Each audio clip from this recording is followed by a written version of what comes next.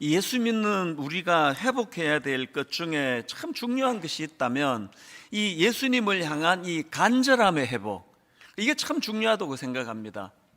똑같이 예배를 드려도 참 이 예배에 일하실 하나님에 대한 그 소망과 또 기대함, 또 이 간절함을 가지고 예배 드리는 분하고 아무 그런 그 간절함, 열망 없이 예배 드리는 거는 그 결과의 차이가 많이 납니다. 그래서 또 오래 예수 믿은 사람일수록 또 교회의 중직자들일수록 이 주님을 향한 간절함을 회복시켜 달라는 기도가 필요한데요, 바로 오늘 본문에 이런 그 절박함, 이 간절함, 이것을 가지고 이제 그 주님을 찾는 한 여인이 등장을 합니다. 이 여인은 그 혈루증이라는 병을 갖고 있는데요, 이 하혈이 멈추지 않는 그 일종의 부인병인 것 같습니다. 오늘 본문 마가복음 5장 25절 26절에 이제 이런 내용을 다루고 있는데요, 12해를 혈루증으로 알아온 한 여자가 있어 많은 의사에게 많은 괴로움을 받았고 가진 것도 다 허비하였으되 아무 효험이 없고 도리어 더 중하여졌던 차에, 그 어떤 상황인지 아시겠죠? 보니까 그 당시의 의술로는 이 여성이 가진 그 병이 이게 불치병인 겁니다. 그래서 그 뭐 좀 재밌는 표현이 나오지 않습니까? 많은 의사에게 많은 괴로움을 받았고 가진 것도 다 허비하였지만 아무 효험이 없고, 이 의사를 만나보고 저 의사를 만나보고 막 돈 아끼지 않고 병 고침을 받으려고 그렇게 애를 썼는데 점점 상태가 더 나빠지는 겁니다.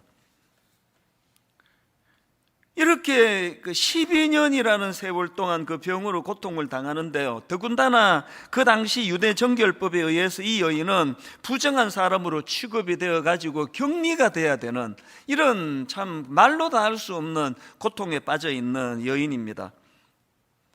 이런 아픔을 가진 여인이 이제 오늘 27절입니다. 예수의 소문을 듣고 무리 가운데 끼어 뒤로 와서 그의 옷에 손을 대니, 이렇게 12년 동안이나 병으로 고통에 빠져있던 이 여인이 예수님의 옷자락을 만져 고침을 받았다, 이런 간단한 내용입니다. 그래서 이제 이 고침받은 여인에 대해서 좀 살펴보려고 하는데요, 먼저 살펴볼 그 포인트 한 가지, 아주 중요한 포인트 한 가지를 다루고 넘어가려고 하는데요, 자 24절을 보십시오. 이에 그와 함께 가실새 큰 무리가 따라가며 애워싸 밀더라. 세 번역으로 보니까 큰 무리가 뒤따라오면서 예수를 밀어댔다. 그러니까요, 지금 이 혈루증을 앓던 이 여인만 예수님 옷자락을 만진 게 아니고요, 막 많은 군중들이 밀고 당기고 하면서 많은 군중들이 예수님 옷자락에 손을 대고 예수님을 밀치고 그런 상황입니다. 근데 제가 짚고 넘어가고자 하는 포인트가 뭐냐면은, 아니 그렇게 수많은 사람들이 예수님의 몸에 손을 댔는데 어떻게 고침받은 여인, 기적을 경험한 여인은 이 여자 한 사람인가?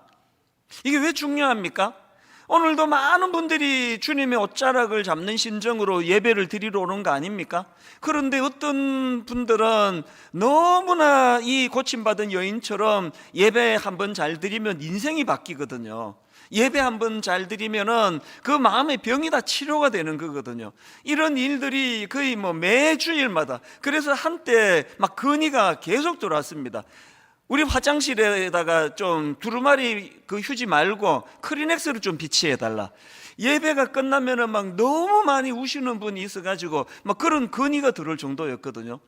그렇게 오늘 본문의 옷자락을 만져 고침을 받은 여인처럼 예배 가운데 이 놀라운 은혜를 경험하는 분이 계시는가 하면 전혀 그런 게 없는 분들, 그 이 차이가 어디서 나오는 건가?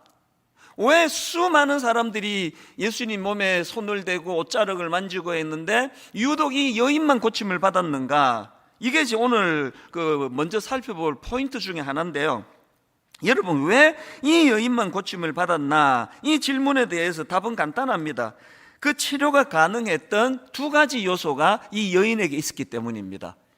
치료가 가능한 두 가지 요소 중에 첫 번째 요소가 뭐냐? 이 간절함이 따르는 믿음입니다. 그래서 그걸 이 몰입이라는 단어로 제가 묵상을 해봤는데요, 자, 27절입니다. 예수의 소문을 듣고 무리 가운데 끼어 뒤로 와서 그의 옷에 손을 대니, 많은 사람들이 그의 옷을 손을 댔는데 이 여인의 다른 점이 뭐냐? 그게 28절입니다. 이는이 있는 거예요. 이는 내가 그의 옷에만 손을 대어도 구원을 받으리라 생각함일러라. 이게 생각 없이 밀어대는 다른 사람들하고 이 여인과의 결정적인 차이입니다. 사실 여러분, 그 당시로 이 여인은 부정하다고 그 낙인 찍혀 있는, 그래서 격리되어야 하는 상황이기 때문에 지금 예수님 옷에 손을 대고 다른 사람을 터치하고 그러면 안 되는 거거든요. 그런 이런 여러 가지 난관이 많은 상황이지만 이 여인이 가지고 있는 너무나 간절하고 너무나 절박했던, 그래서 그의 옷에 손만 대어도 구원을 받을 것이라는 이 절박한 믿음이 그 모든 난관을 다 뛰어넘게 만드는 그런 도구가 되는 거 아닙니까? 혹시 랜디 포시 교수라고 들어보셨는지 모르겠는데요, 이분은 그 마지막 강의라는 제목의 그 베스트셀러 책을 쓴 분인데요, 미국의 교수님입니다. 그런데 이분이 이제 췌장암 말기 선고를 받고요, 이분에게 감동이 뭐냐 하면은 그렇게 마지막으로 죽어가면서 대학교 자기 제자들 학생들에게 너무나 감동적인 강의를 했는데, 그 강의가 이제 유튜브를 통해서 막 전 세계에서, 저도 이제 유튜브로 그걸 본 것 같습니다. 저는 이제 책을 구해서 봤지만. 그래서 이제 이분의 막 너무나 그 강의가 이제 고별 강의가 유명을 해서 그 강의를 묶은 책 제목이 이게 마지막 강의입니다. 이 책이 출간되자마자 뉴욕 타임스 베스트셀러가 됐고요, 29개 나라 언어로 이 책이 번역이 될 정도로 그렇게 그 열광하던, 각광을 받던 그런 강의를 했던 분인데요, 근데 저는 이 랜디 포시 교수가 했던 말 한마디를 참 마음에 간직하기를 원합니다. 자기 학생들, 제자들에게 이런 말을 했습니다. 절대 포기하지 마라. 장애물에 부딪히거든 나에게 절실함을 물어보는 장치에 불과하다는 사실을 잊지 말아라. 무슨 말인지 아시겠죠? 뭐 난관이 찾아오면은 뭐 어지간한 사람들 포기해 버리는데 그러지 말라는 거예요. 난관이 찾아오면 그게 너를 지금 테스트하는 거다. 난관이 찾아오면은 네가 정말 이런 난관에도 연연하지 않을 만큼 절실함이 있는지를 물어보는, 그 물어보려고 하는 이게 장치로 생각해라. 이게 참 제게 많이 도전이 되더라고요. 하버드 상위 1%의 비밀, 이런 제목의 책이 있는데요, 이 책도 비슷한 내용입니다. 이 책의 부제가 신호를 차단하고 깊이 몰입하라. 사실은 이게 이 책의 핵심적인 주제거든요. 그러니까 하버드에서 찾은 가장 강력한 성공 공식이 그 블락 앤 딥이에요. 블락 앤 딥, 우리말로 하면은 차단과 깊은 몰입. 제가 그 책의 주제들을 보면서 이건 영적으로도 이게 또 같은 그 원리인데, 그런 생각을 하는 겁니다. 여러분, 영적으로 성숙해지려면요, 블락 앤 딥, 이걸 잘해야 돼요. 뭘 블락해야 됩니까? 뭘 차단해야 됩니까? 주님과의 깊은 교제를 방해하는 혼미한 것들을 차단해야 돼요. 음란한 거, 악한 거, 패역한 거, 뭐 이런 건 아니라도요. 저는 참 좀 자극적인 다큐멘터리를 좀 좋아하는 것 같아요. 그래서 뭐 금요일날 하는 다큐멘터리 뭐 궁금한 이야기인가 뭐 그런 거, 또 뭐 그것이 알고 싶다, 또 무슨 MBC 무슨 탐사 뭐 이런 것들을 제가 즐겨 보거든요. 그러다가 요새 이제 끊어야 되겠다고 제가 작정을 했는데요, 아직 못 끊고 있습니다. 막 너무나 막 토막 살인, 그것이 알고 싶다, 또 뭐 별의별 막 이상한 이런 사기 막 이런 것들이 막 계속 이제 그걸 막 프로를 돌아가면서 그걸 보다가 보니까 내가 이상해지는 것 같아요, 제가. 그래서 이제 내가 이거 더 이상 이거 내가 끊어야 되겠다. 이런 거 내가 왜 이런 걸 내가 궁금해 하느냐? 그것이 안 알고 싶다, 알고 싶지 않다. 그래서 제가 안 보려고 애를 많이 쓰는데요, 이 중독이 잘 안 됩니다. 여러분, 우리가 영적으로 깊이 들어가려면 블락 앤 딥이라 그랬잖아요. 뭘 블락해야 됩니까? 그게 막 이런 어떤 악한, 아주 막 포악한 행동 이런 게 아니더라도 저희 어머니를 제가 존경하는 게, 저희 어머니는요 저녁 시간에 TV 1절 안 보셨어요. 왜 텔레비 재밌는 연속극 안 보세요? 그러면요 늘 하시는 말씀이, 내가 왜 잠들기 전에 저런 그 귀신 씨나락 까먹는 저런 거 보고 잠에서 왜 그 영향을 내가 받아야 되느냐고. 말씀 묵상하고 말씀 암송하고 그렇게 하고 잠자리에 들어가시는 거, 이게 바로 그 불락의 정신이라는 걸 제가 나이 들어서 내가 알게 된 거거든요. 여러분, 영적으로 깊이 가기 위하여 이 세상의 악한 것들, 혼란한 것들, 이런 것들을 여러분 차단하려고 애쓰고 계십니까? 음란한 것들이 괴롭히면요 그냥 막 인터넷을 끊어버리세요. 불락해야 돼요. 그런가 하면은 불락만 하는 것이 아니라 불락 앤 딥, 이 딥이 뭡니까? 깊이 몰입하라는 겁니다.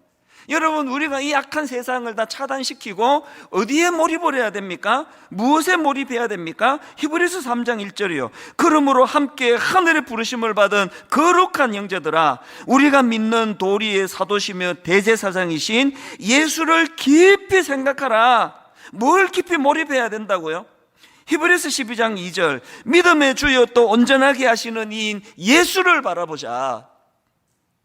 기왕에 우리가 신앙생활 하는데, 여러분 그냥 막 군중들이, 그 수많은 군중들이 예수님 몸에 손을 대고 밀치고 해도 아무런 일도 일어나지 않는 이런 신앙생활이 아니라, 그 12년 혈루병으로 고통하던 이 여인이 간절함을 가지고, 깊은 몰입을 가지고, 의도를 가지고 주님 옷자락에 손을 댔을 때 12년 동안의 그 끔찍한 자기를 괴롭히던 혈루병이 떠나가는 이런 아름다운 일들을 좀 경험하면서 예수 믿으면 좋지 않습니까?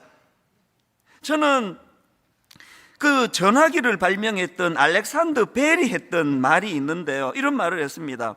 초점을 맞추기 전까지 햇빛은 아무것도 태우지 못한다. 이게 얼마나 의미 있는 이야기입니까? 이 막 태양이 막 어마어마한 열을 가지고 있고 어마어마한 빛을 가지고 있지만, 그러나 여러분, 초점을 맞추기 전까지 햇빛은 아무것도 태우지 못한다는 거 아닙니까? 어릴 때 그 무슨 렌즈를 가지고 그 막 그 볏짚 같은 거 태웠던 기억이 저도 있거든요. 신앙생활도 마찬가지입니다. 정말 우리가 한번 하나님 앞에서 블락 앤 딥, 기왕 내가 예수 믿는데 내가 주님을 사랑하고 주님을 알아가는데 방해하는 이것들을 한번 차단시켜 봐야 되겠다. 그것이 알고 싶다. 더 이상 안 보도록 저를 위해 기도해 주세요. 뭐 음란한 거, 뭐 음란 사이트 뭐 이런 거 뭐 참을 수준은 아니고요. 뭐 젊을 때는 또 그런 것과의 싸움이 필요하겠죠. 그래서 블락 앤 딥, 이것들을 차단하고 깊이 몰입하는데, 믿음의 주여 온전하게 하시는 이 예수를 바라보자. 제가 이 설교를 준비하면서 이런저런 자료를 찾다 보니까요, 저 같은 설교자들한테 하는 메시지에 있는 글을 제가 봤는데요, 설교와 교수님인 권호 교수님입니다. 이 권호 교수님의 인터뷰에 질문이 이랬습니다. 변화를 이끄는 설교가 되기 위해서는 어떤 노력을 해야 됩니까? 우리 같은 목사들이 늘 관심을 갖는 질문이겠죠. 변화를 이끄는 설교가 되기 위해 어떤 노력을 해야 됩니까? 그랬더니 그 설교와 교수님이 이런 답을 적어놓은 걸 봤습니다. 본문 몰입과 깊은 영성을 강조하고 싶습니다. 본문 몰입과 깊은 영성을 강조하고 싶습니다. 무엇보다 본문에 완전히 몰입해야 합니다. 적어도 하루에 2-3시간씩 말씀에 몰입해야 합니다. 설교자가 본문에 몰입하지 않으면 절대 청중을 몰입시킬 수 없습니다. 너무나 동의가 돼요. 한 주 동안 제가 이 본문 말씀을 어느 정도 깊이 몰입하며 어느 정도, 그래서 화장실 갈 때도 본문 프린트한 걸 들고 가고, 잠자리에 들어가면서도 일어나자마자 제일 먼저 하나님의 말씀을 묵상하는 깊은 몰입이 있을 때 성도님들이 그 말씀의 은혜를 받는 거 아닙니까? 저는 종종 이 찬양이요, 전능하신 나의 주 하나님은 능치 못하실 일 전혀 없네. 제일 먼저 선포가 이거 아닙니까? 전능하신 나의 주 하나님은 능치 못하실 일이 없는 분임을 나는 믿습니다. 그런데 여러분, 그 수많은 군중들처럼 주님 몸을 만지고 밀치고 하는데도 이런 능력을 경험하지 못하는 거, 그리고 유독 12의 혈루증을 앓던 이 여인만이 그 주님의 옷자락을 만지면서 그분의 능력을 경험할 수 있었던 결정적인 차이, 그게 이 찬양 후렴이 있잖아요. 주의 말씀 의지하여 깊은 곳에 금을 던져 오늘 그가 놀라운 일을 이루시는 것 보라. 주의 말씀 의지하여 믿음으로 금을 던져 믿는 자에게 능치 못함 없네. 두 가지 조건이 있네요. 주의 말씀을 의지하여 어디로요? 깊은 곳에 금을 던져. 주의 말씀을 의지하여 무엇으로요? 믿음으로 금을 던져. 옛날 우리가 부르던 그 찬송가, 참 종종 제가 그게 떠올려져요. 왜 너 인생은 언제나 거기서, 그런 가사를 제가 까먹었습니다. 하여튼 왜 찰싹거리는 그 깊은 데 들어가지 못하느냐, 이거를 이제 그 다루는 찬양인데요. 왜 너,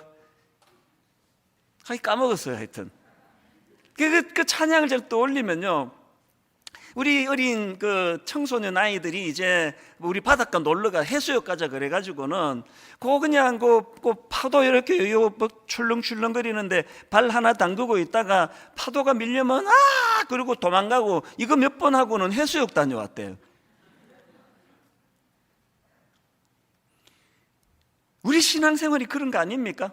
발 하나 세상에, 발 하나 주님의 성령의 은혜에 물에 담궈 놓고 그 찰싹찰싹 거리는데 그 무릎까지도 안 오는 그 물 경험하고 해수욕 다녀왔다는 거랑 같은 신앙생활이면 곤란한 거 아닙니까? 그래서 주의 말씀 의지하여 깊은 곳에 금을 던져. 저는 이 깊이의 문제에 있어서 날마다 고심하고 날마다 괴로운 사람이에요. 이렇게 주일 예배가 다 끝나고 월요일 새벽이 되면 마음이 흔쾌할 때보다 마음이 괴롭고 답답할 때가 훨씬 더 많습니다. 아니, 하나님의 말씀은 심령 골수를 찔러 쪼개게 하자는 깊고도 깊은 말씀이라 그러는데 12년 혈루병을 앓고 있는 그 여인을 단번에 치료해 주시는 능력의 기록이 이게 성경에 담겨 있는데 왜 나는 설교가 이렇게 얕은가? 왜 설교가 좀 더 능력으로 나타나지를 못하는가? 주의 말씀 의지하여 깊은 곳에 금을 던져, 주의 말씀 의지하여 믿음으로 금을 던져. 이런저런 어려움을 안고 살아가는 저와 여러분이 이 말씀의 능력으로 그것을 극복해내고 치유함을 받고, 왜 이런 일이 잘 일어나지 않는가? 여러분, 제가 그런 문제로 괴로워하고 고민할 때 말씀을 듣는 성도님들은 무엇으로 괴로워해야 됩니까? 하나님, 저도 저 말씀을 의지하여 깊은 곳에 금을 던지기를 원합니다. 저희가 매 가을마다 특별 새벽 부흥회를 가지면요, 거기에 특별한 사연을 가지신 분, 특별한 열심을 가지신 분들이 여러 분 나오세요.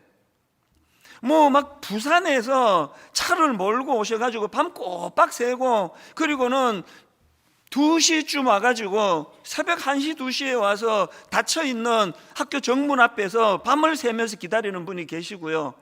그 강북 어디에서 어떤 자매는 여기에 무슨 찜질방에서 그렇게 시간을 보내고, 너무 빨리 이 새벽 부흥회가 시작되기를 바라는 마음으로 일찍 와서 문 앞에 기다리고, 이런 분들이 꼭 여러 분 나타나거든요. 오늘 혈루증 앓고 있던 이 여인이 그런 상태예요. 정말 몰입하고 한번 몰두하고 한번 은혜 받아야 되겠다는 그런 절박한 마음을 가지고 옷자락을 잡을 때 거기에 능력이 나타난 줄로 믿으시기를 바랍니다. 이게 12회 혈루증 앓던 여인이 그 고침받을 수 있었던 첫 번째 요소고요.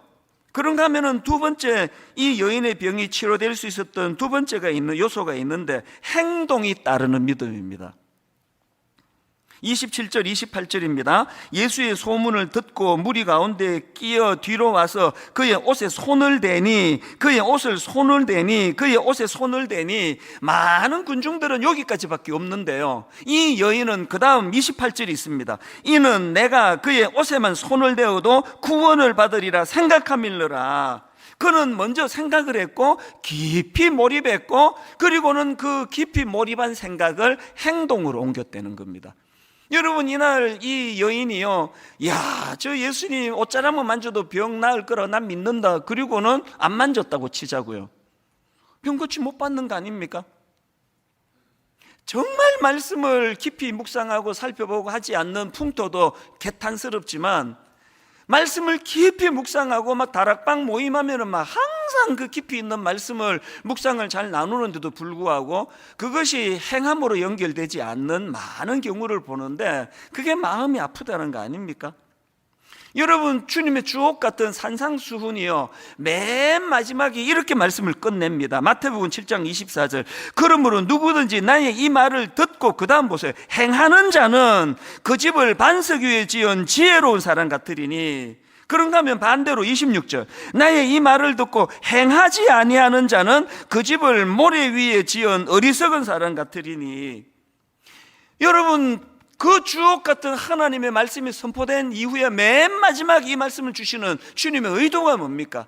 여러분, 그 모래 위에 지은 집처럼 한순간에 몰락해버리는 그런 비참한 인간이 되지 않기를 위해서는 말씀이 들려야 돼요. 그리고 그 들려진 말씀에 순종하며 행하는 자가 돼야 된다는 거거든요. 2000년의 세월이 지난 오늘 이 시대도요, 주님이 찾으시는 분은 한결같이 이런 사람입니다. 오늘 본문의 32절, 예수께서 그 일 행한 여자를 보려고 둘러보시니. 예수께서 이 일 행한 여자를 보려고 둘러보시니. 지금 뭐 다 마스크 쓰고 계시고 그래서 인간인 저의 눈으로는 뭐 눈에 띄는 독특한 분이 아무도 안 계세요. 그러나 이 시간에도 주님은요, 이 수많은, 그리고 지금 그 화면으로 예배를 드리는, 가정에서 예배를 드리는 막 수많은 분들에게 유난히 주목하는 분이 계세요. 유난히 주목하시는 분은 이 혈루병 환자와 같이 절박한 마음을 가지고 그 주님 앞에 나아가, 그리고 행동하는 믿음으로 그렇게 삶을 실천하는 그런 자들 아닙니까? 그래서 저는 이 두 가지 요소, 간절함에 따르는 믿음, 행동이 뒤따르는 믿음, 이 두 가지가 능력이 되어서 12년 동안 그를 괴롭혔던 혈루병을 치료받는 그런 사건이 본문에 기록되어 있다면, 저는 이 말씀을 준비하는 내내 주님 앞에 사모하는 마음이 있는 거 아닙니까? 오늘 저는 진짜 놀라운 말씀 선포하기 원합니다. 오늘 이 여인처럼 예배 중에 이 육신의 질병이 떠나가고 육신의 질병이 회복되는 사건이 일어나기를 원합니다. 일어날 줄 믿습니다. 올해 이 여인처럼 참 투병하는 어떤 성도님들의 그 육신의 질병이 예배 드리는 가운데 깨끗이 고침을 받는 사건이 예배 안에 일어날 줄로 믿습니다. 그런가 하면 마음의 병, 너무나 이 현대인들이 마음의 병을 많이 갖고 있는데, 저도 제 자신이요, 이게 맛이 간 건가? 이게 정상인 건가? 그게 인생이에요. 모두가 다 너무너무 힘든 그런 무거운 짐을 지고 살아가는데요, 오늘 예배 가운데 그 혈루증 여인을 고치신 그 주님의 능력이 오늘 마음의 병을 앓고 있는 우리 모든 성도님들의 아픈 마음을 치유해 주시기를 주님 이름으로 축원합니다. 가정의 회복이 예배 드리는 가운데 일어나기를 원합니다. 부부간에 이런저런 오해로, 이런저런 어려움으로 갈등을 겪는 가정에 예배 가운데 치유의 역사가 일어나기를 바랍니다. 이런 일들을 우리가 사모한다면 고린도전서 1장 18절, 십자가의 도가 멸망하는 자들에게는 미련한 것이요 구원을 받는 우리에게는 하나님의 능력이라. 십자가의 도가 멸망하는 자들에게는 미련한 것이요 구원을 받는 우리에게는 하나님의 능력이라. 이 하나님의 능력을 맛보고 경험하면서 신앙생활하는 저와 여러분 되시기를 바랍니다. 그런데 여러분, 여기서 한 가지요, 이렇게 그 여인처럼 눈에 보이는 육신의 질병을 고침받는 것도 중요하지만요, 그것보다 더 귀한 게 있습니다. 오늘 본문에 보면 30절을 보십시오. 예수께서 그 능력이 자기에게서 나간 줄을 곧 스스로 아시고 무리 가운데서 돌이켜 말씀하시되 누가 내 옷에 손을 대었느냐 하시니, 주님 다 하시잖아요. 전지전능하신 주님이, 주님 다 하신다고요. 그런데 왜 이런 질문을 거기다가 공개적으로 선포하시겠습니까? 누가 내 옷에 손을 대었느냐, 이 질문은 고침받은 후에 해야 될 일이 있기 때문에 주님이 그를 불러 세우기 위한 질문이에요. 여러분, 고침받는 것도 중요하지만 육신의 질병을 고침받은 이 여인이 해야 되는 일이 두 가지가 있는데, 첫 번째가 뭐냐? 능력의 주님과의 관계 맺기입니다.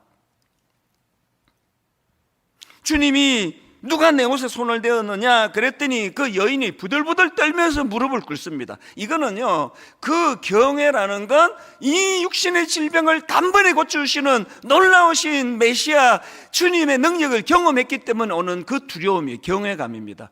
그렇게 부들부들 떨며 주님 앞에 그 여인이 무릎을 꿇습니다. 33절, 여자가 자기에게 이루어진 일을 알고 두려워하여 떨며 와서 그 앞에 엎드려 모든 사실을 여쭈니, 그랬더니 34절이 핵심입니다. 예수께서 이르시되 따라, 예수께서 이르시되 따라, 내 믿음이 너를 구원하였으니 평안히 가라. 여인이여가 아니에요, 따라예요. 딸이라고 불러주시는 거 그 관계 회복을 의미하는 거 아닙니까? 여러분, 병 고쳐주시는 거하고 관계가 회복이 돼서 딸이라고 부르는 건 다른 차원 아닙니까?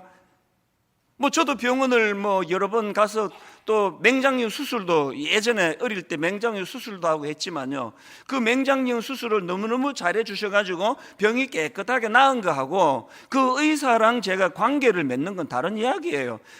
죄송하지만 그 의사 선생님 성함도 기억이 안 나요. 관계가 없기 때문이에요.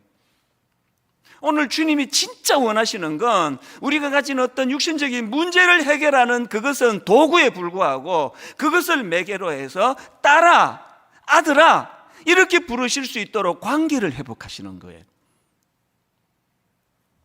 요한복음 14장 4절도 마찬가지 아닙니까? 내 안에 거하라, 나도 너희 안에 거하리라. 가지가 포도나무에 붙어 있지 아니하면 스스로 열매를 맺을 수 없음같이 너희도 내 안에 있지 아니하면 그러하리라. 그리고는 5절이요, 나는 포도나무요 너희는 가지라. 그가 내 안에, 내가 그 안에 거하면 사람이 열매를 많이 맺나니 나를 떠나서는 너희가 아무것도 할 수 없습니다. 이 관계 맺음의 문제고, 주님과의 관계 맺음이 이루어지면 능력자 되시는 그분의 능력이 우리 삶 속에서 역사한다는 거예요. 저는 이 나를 떠나서는 너희가 아무것도 할 수 없습니다, 이 말씀을 묵상하다가 예전에 들었던 인터넷 강의가 제가 생각이 났는데, 어느 교수님이 한 강의예요. 이 교수님이 이제 뭘 주장하느냐, 우리나라가 일본의 나라를 빼앗기는 그 불행한 역사를 갖고 있지 않습니까? 그런데 놀랍게도 또 불행하게도요, 우리나라가 일본에게 나라를 빼앗기는 과정에서 한 번도 제대로 된 전쟁을 벌이지도 못하고 나라를 빼앗겼다는 겁니다. 그 왜 그러느냐? 무기가 비교가 되지 않는다는 거예요.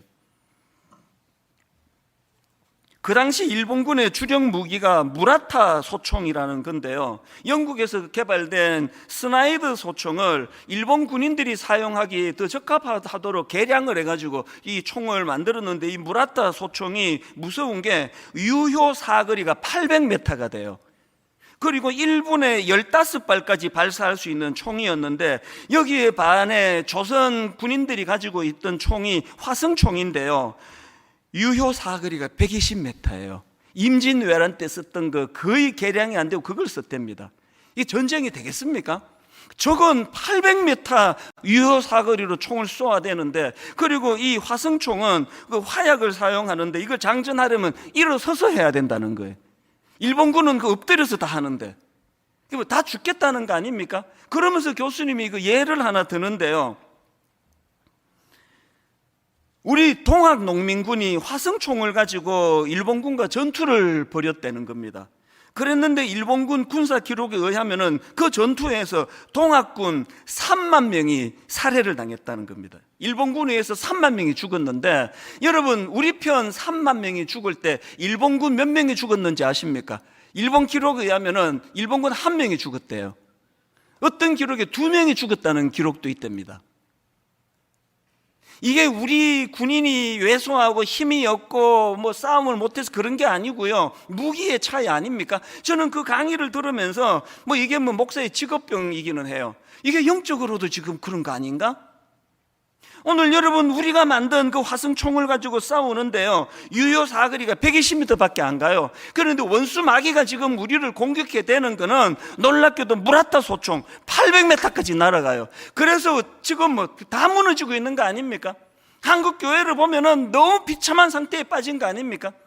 이거 왜 자꾸 이런 비참한 일들이 벌어지느냐? 이게 지금 우리 조선동학 농민군이 가지고 있던 그 유효 사거리 120m 가는 화승총 들고 지금 싸우겠다는데, 이래갖고는요 100점 100패입니다.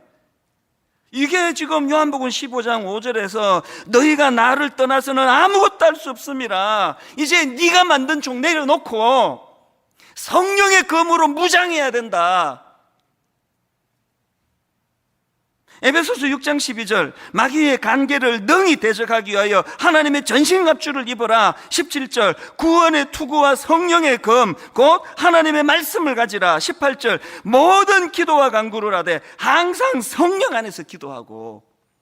여러분 우리의 노력, 내 한 31년 목회 관록 이런 것을 가지고 여러분 지난 주일날 4대 비전 선포했지 않습니까? 1만 성도 파송 운동, 드림센터 사회화는, 가평 우리 마을, 다음 세대 연구소, 이 모든 거 여러분 유효 사거리 120m 인간이 만든 그 총 들고 싸우면요 100점 100패예요. 여기서 무슨 소망이 있겠습니까? 기도해야 되는 이유가 여기에 있습니다. 여러분 여러분의 그 만든 소총 좀 내려놓으시지 않으시겠습니까? 성령의 검으로 무장하지 않으시겠습니까? 그게 기도예요. 기도. 그런가 하면은 두 번째로 고침받은 후에 해야 되는 게 하나 더 있습니다. 주님의 평화의 영향력 안으로 들어가기예요.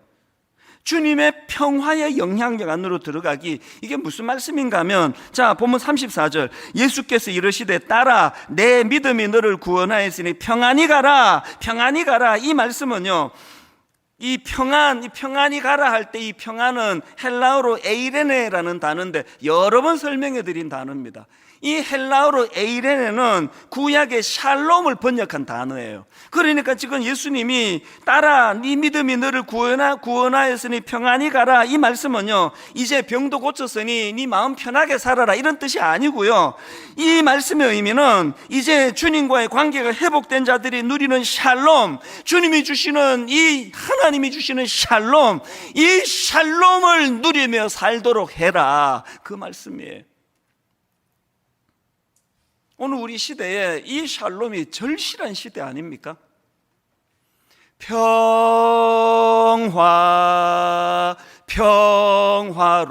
평화로다 하늘 위에서 내려오네,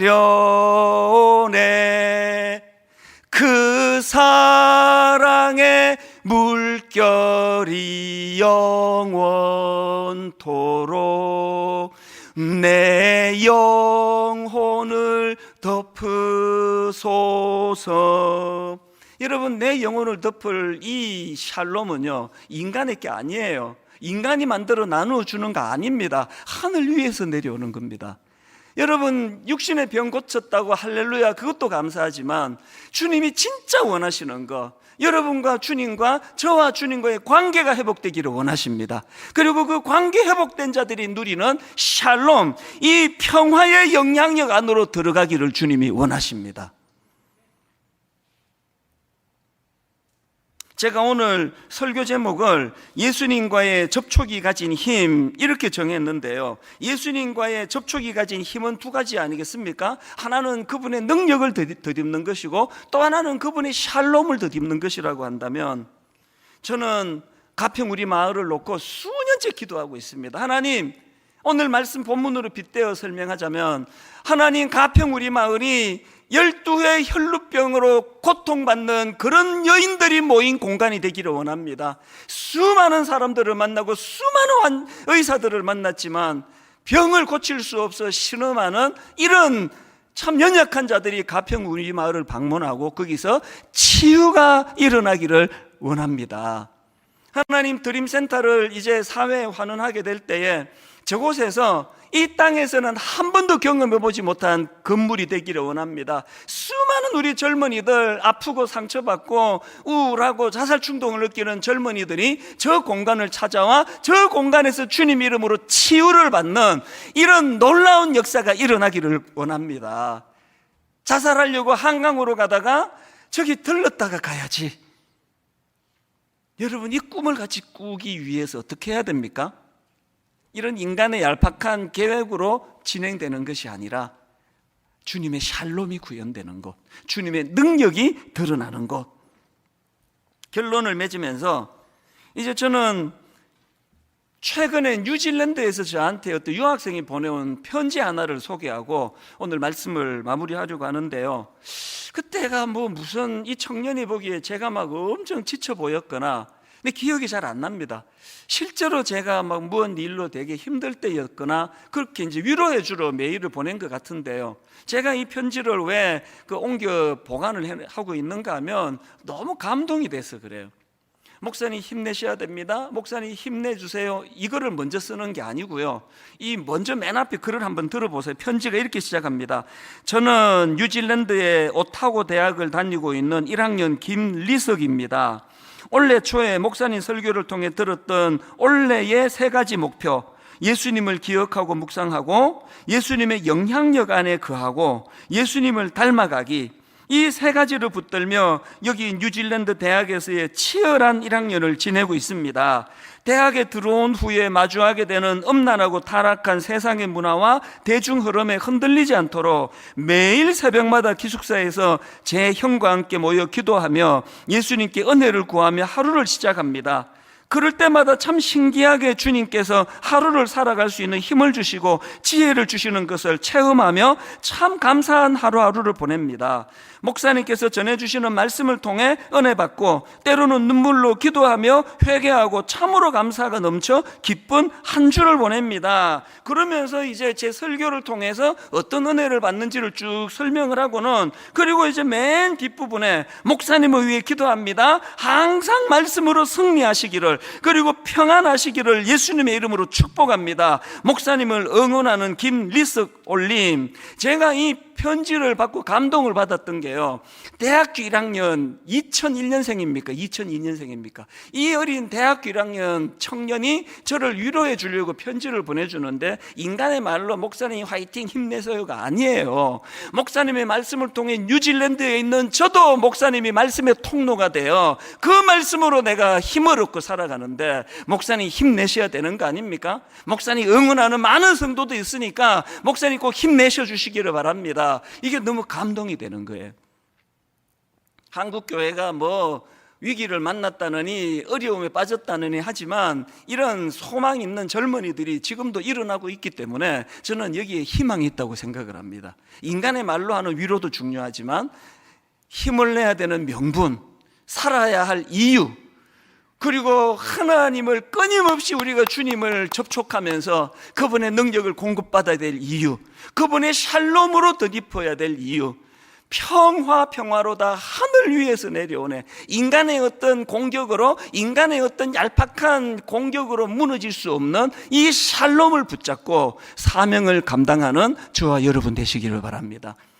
오늘 이제 창리 19주년 헌금을 드리는데요, 가평 우리 마을과 4가지 비전을 위해 이 헌금을 쓸 텐데요, 저는 꿈꾸며 기도합니다. 하나님, 오늘 드려지는 이 헌금이 500여의 기적을 만들어낸 어린아이의 도시락이 되기 원합니다. 참 각각 하나님 앞에 작은 정성을 드릴 때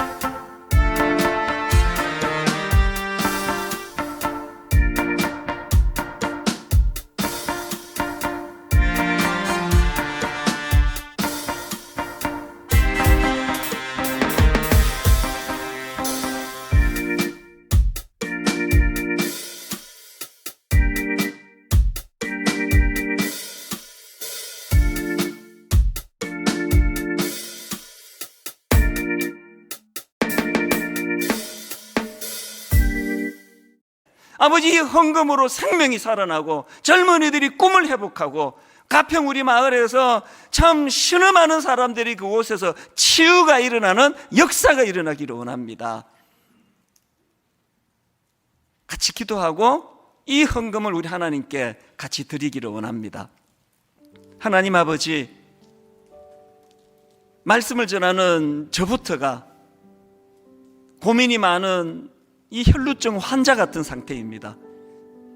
우리 많은 성도님들이 그 여인이 그랬던 것처럼 이 의사를 찾아가고 저 의사에게 도움을 구해도 근원적으로 병이 낫지 않아 많은 근심을 가지고 오늘 이 자리에 모였다 할 때에 하나님이 예배가 사건이 되게 해주셔서 치유의 역사가 일어나게 하여 주시옵소서. 하나님, 우리가 창리 19주년 감사해서 하나님께 헌금을 드리는데 이 헌금이 아버지 5,000명을 먹이고도 남는 오병이어 기적의 도구가 된 어린아이의 도시락이 되게 하여 주시옵소서. 우리들의 삶이 5,000명을 먹이고도 남는 참 이 시대와 민족과 다음 세대를 섬기는 하나님의 능력으로 덧입는 주님의 자녀들 되게 하여 주시옵소서. 그렇게 인도해 주시는 주님께 감사드리옵고 예수님 이름으로 기도드립니다. 아멘.